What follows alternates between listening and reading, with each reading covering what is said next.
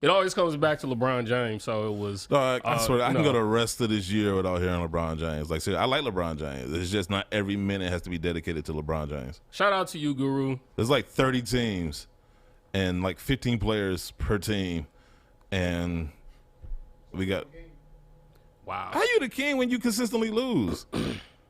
He don't consistently lose. Nah, you what, 4-6 in the finals, bro? I mean, that's going 10 times. That's Magic went 9 times and won 5 times.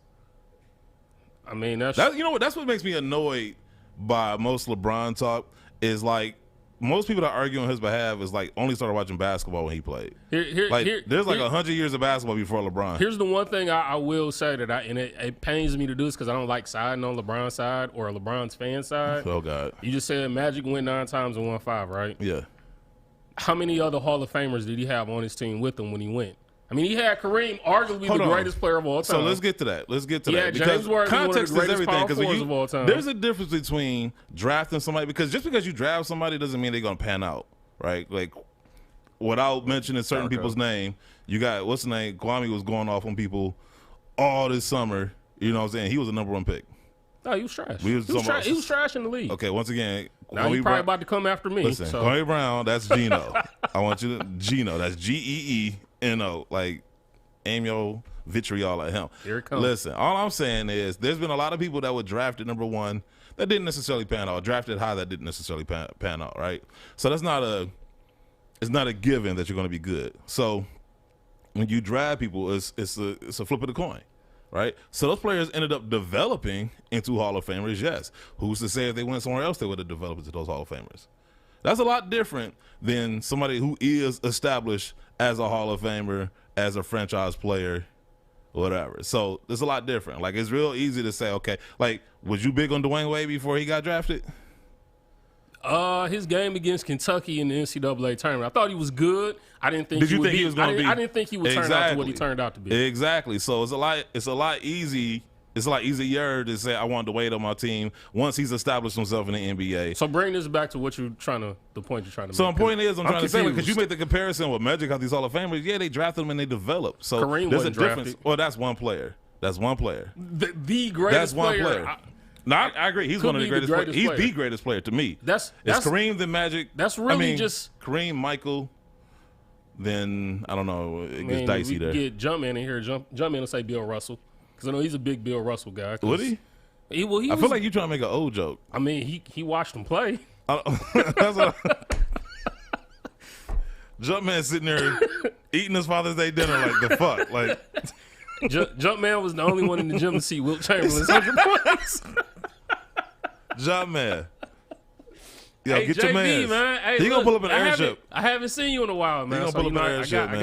I got to. He got some hands for you. But no, I'll say this, man. Listen, just because some things seem the same on the surface, below the surface, there's a lot of differences that, change the context of the argument. So like I said, you can sit there and say Magic had Hall of Famers, but how did he get those Hall of Famers? Did he build an all-star team once they were Hall of Famers already established in the league, or did they develop into those by playing with each other? I can give you that. Yeah, and that's why I say, it pains me to even try and make the counter argument for. I like LeBron. Look, I would say this, man. Only thing I would say is from my blood, he get a little too dramatic, and I just don't like his fans. And his fans that's the biggest problem with LeBron. What about the new Space Jam?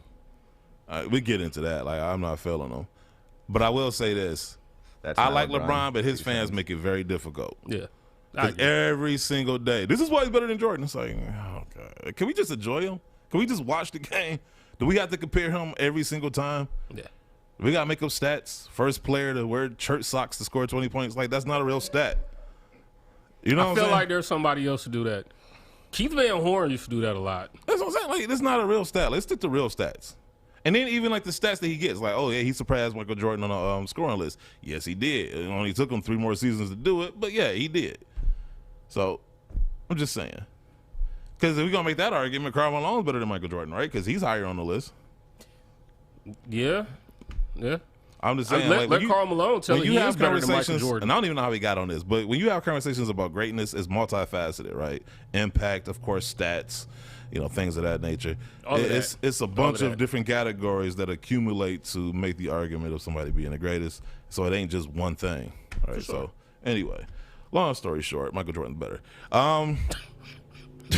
Dennis Rodman's still the GOAT. No, Dennis Rodman, underrated. Cut his player. mic off. Undervalued. He's undervalued.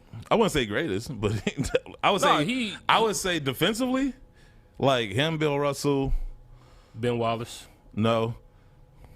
You wouldn't think Ben Wallace has just defensively. Not in that company. Okay. He's a great defensive player, but he's not in that company. Okay.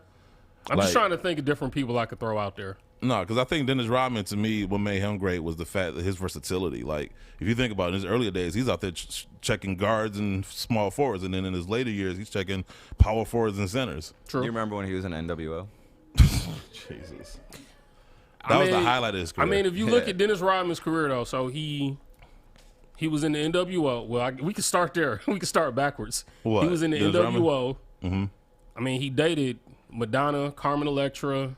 That puts him in the Hall of Fame right there. Like, exactly. Yeah. See? He's also tight with North Korean leader.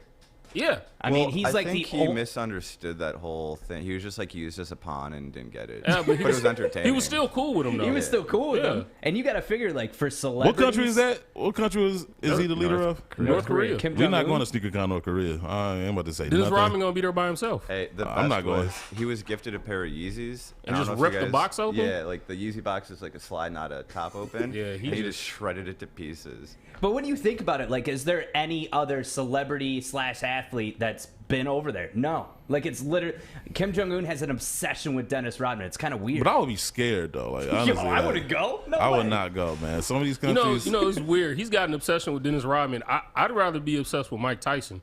Let me get Mike Tyson on my side. Yeah. It's because he's fucking crazy. No, I like Mike Tyson. Mike Tyson now is cool. Did you see the That's because documentary? he's high all the time. Did you see the documentary? Yo, but when He's mellowed out. He want all the smoke with all the people, wrong people. Rodman looked like a SoundCloud mumble rapper before it was cool, though. He did. Like, he had fashion He down. did. Like, He's a people trendsetter. People He are did. trying to do what he's doing. Not I agree 20 with years you. ago. He was before his time. Most Way definitely. ahead of his time. Most definitely. Wait, so you know what? Dunks, he might be the GOAT. You might be told right. Yeah. He's the GOAT in life. If you think about overall, for sure. Yeah. I mean, you think just it. From where he came from. you list his accomplishments, everything he's done, I mean, who can touch him? I mean, just the simple fact that you went from sleeping in alleys to making it to the NBA to sleeping with Madonna, bro, that's the come up. Like, I don't. A major come up. We talking about Madonna when she was decent looking, not Madonna now. And headline wrestling pay-per-views. Huh? And headline wrestling No, I pay-per-views. was saying, you fighting Hulk Hogan too? Like, bro, I come think on. he did once wear a wedding dress in public, though. All right, Ricky Williams did it too, and you see, Yeah, where that's it got when him. so But yeah. That's his low light. You know, like I shout said, out Dennis Rodman. Michael Jackson made Thriller and Blood on the Dance Floor. You know what I'm saying? Still a great, straight a great artist. You know what I'm saying? Everybody got their low lights. Jay-Z made Kingdom Come. Hey, look, Dunks, like I said earlier, we all have that one shoe in our collection where we're like, I'm not the most That would be impressed his or proud shoe. with. Yeah, exactly. That would be his shoe. Him That- wearing the wedding dress. that wedding dress, yeah. Which I'm pretty sure when he looked at the check that he got afterwards, he probably say, ha, fuck y'all. I made But out presentation, though. good. Yeah, it's a presentation. We want to make that argument? We want to go there? I'm not going there